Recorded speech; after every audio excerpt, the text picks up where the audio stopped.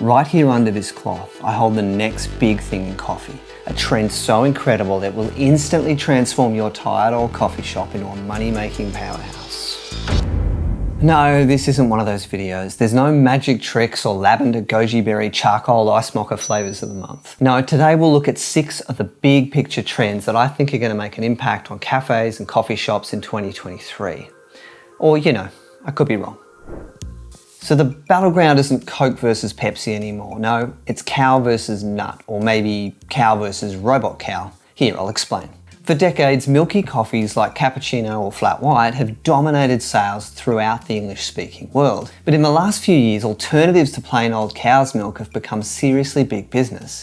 If you've been anywhere near a coffee shop in the last 2 years, you'll know that newer styles of milk alternative are growing like crazy, particularly oat and almond milk. But cow's milk still has a few tricks up its sleeve. One of these is cowless milk. It's basically a fermented protein drink that mimics the way cows produce milk, so that it looks and tastes pretty close to the real thing, but without the cows and less impact on the planet. With big business in on the act and more customer interest in animal-free products, I think it's likely that we'll see more of this soon. Of course, the flip side to these milk trends is that more and more people are skipping milk altogether and they're going straight to black coffee, particularly longer black coffee drinks like a long black, Americano, or batch brew drip filter coffee.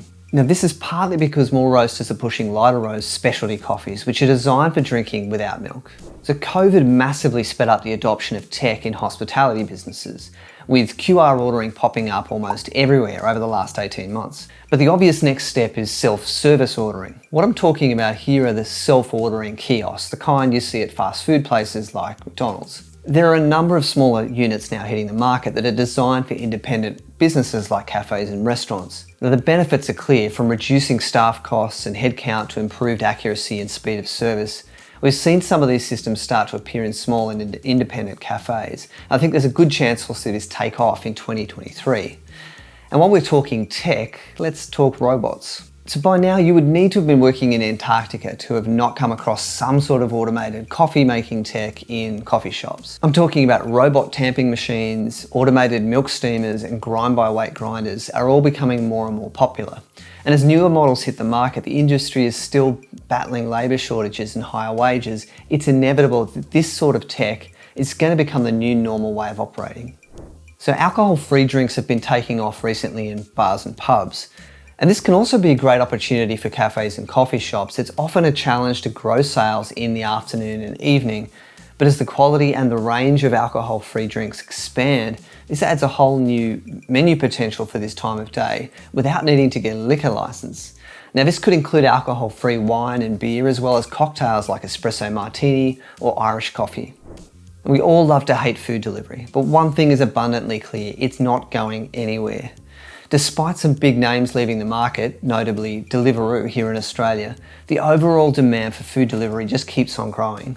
And while customers are willing to pay, it's going to keep growing. Yes, the fees are terrible, so naturally many cafes are adapting by designing delivery-only menus and pricing so that they can factor in the cost of doing business this way. Many are also redesigning their workflow to make the pickup process less disruptive to their regular business. Okay, so definitely no guarantees here. Inflation in 2022 has been pretty painful, but there are signs, at least for coffee, that things are heading back to normal. International coffee prices are heading lower and freight is heading back into somewhat normal territory. Now, that doesn't mean that we'll see prices coming down, of course, but we should get some relief from the sort of price increases we saw in 2022. Of course, circumstances can change quickly, but it looks like 2023 should be a more normal year as far as prices and costs are concerned.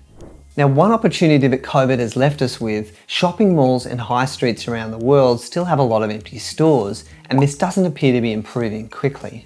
Now, despite this, landlords are still commanding reasonably solid rents for the remaining stores. That's annoying, but the upside is if you're looking for a location, then you've got more options to choose from than any time in recent memory. So it pays to be a bit fussy and hold out for a quality, high traffic location.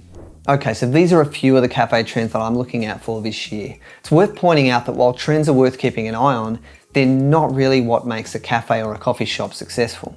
The fundamentals of success don't really change from year to year, so if you're new to the business or you're struggling to get momentum, then it's better to start by working on the fundamentals than by looking for the next big thing.